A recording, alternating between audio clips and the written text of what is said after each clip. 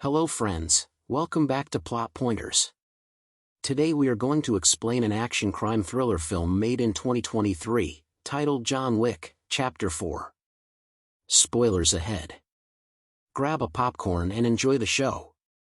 In the bustling metropolis of New York City, John Wick finds himself driven by an unrelenting desire for retribution against the enigmatic High Table.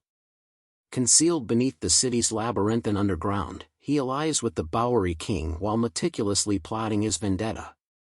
His journey takes an international turn as he ventures to Morocco, methodically eliminating the powerful Elder, a prominent figure within the High Table's hierarchy.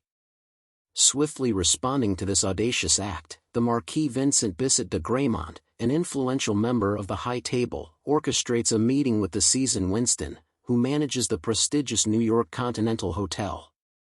The Marquis condemns Winston for his prior failure to eliminate John and seizes the opportunity to wield unlimited resources against the seemingly indomitable assassin. The consequences of this meeting are severe and far-reaching. The Marquis strips Winston of his coveted managerial position, brands him excommunicado, obliterates the iconic New York Continental, and executes Sharon, the steadfast concierge. With the New York Continental now reduced to ruins, the Marquis leverages his authority to commandeer the capable Kane, a retired High Table assassin, into his service. Under duress, Kane is coerced into pursuing his former ally, John, with the chilling threat of his daughter's life hanging in the balance. As the city's shadows offer fleeting refuge, John seeks sanctuary within the Osaka Continental, a haven managed by his loyal friend Shimizu Koji. But tranquility proves elusive as Chitty, the Marquis' second-in-command, arrives accompanied by a retinue of lethal High Table assassins, with Kane in tow. Swift action ensues, orchestrated by Akira, Koji's resourceful daughter and the establishment's concierge. She orchestrates a swift evacuation of the hotel just before the High Table employs its formidable power to deconsecrate the sanctuary. Chaos unfurls as the conflict escalates, with John pitted against a relentless tide of heavily armored assassins.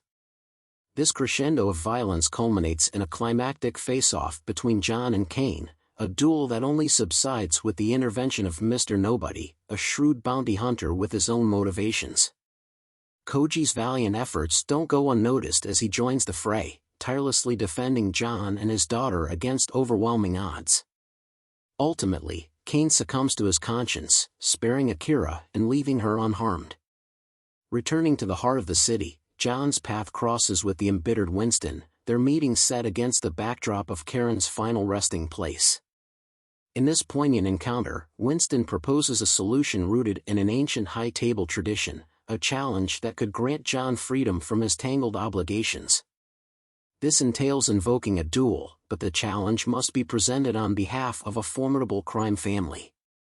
John embarks on a journey to Berlin, seeking reconnection with the Ruska-Roma crime syndicate, a link he had previously severed. Katia, his adoptive sister, outlines the path to readmission, the assassination of Killa Harkan, a High Table member responsible for her father's demise. An ambush is staged at Killa's opulent nightclub, yet with the combined efforts of Kane and Mr. Nobody, John overcomes the odds, reclaiming his status. Winston's strategic finesse comes into play once again as he channels John's challenge to the Marquis, navigating a negotiation that sets the stage for a high-stakes duel in the heart of Paris. This negotiation, mediated by the enigmatic Harbinger, the High Table's emissary, culminates in the defining terms of the confrontation: dueling pistols, dawn, and the historic Sacré-Cœur as the backdrop. As the duel's parameters solidify, the Marquis selects a reluctant Kane to stand in his stead, while the Harbinger underscores the gravity of punctuality, with dire consequences for tardiness. The Bowery King's arrival in Paris heralds a pivotal moment, as he equips John with the tools he needs, underscoring the loyalty and camaraderie that endure amidst turmoil. The Marquis, determined to thwart John's timely arrival, places a staggering bounty on his head, sparking a frenetic sequence of confrontations as John navigates a perilous gauntlet of adversaries en route to the duel site.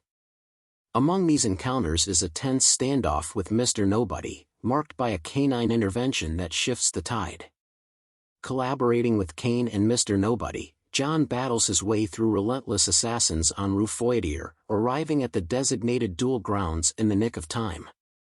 The ensuing duel between John and Kane is a symphony of tension and skill, their exchanges of gunfire punctuating the air.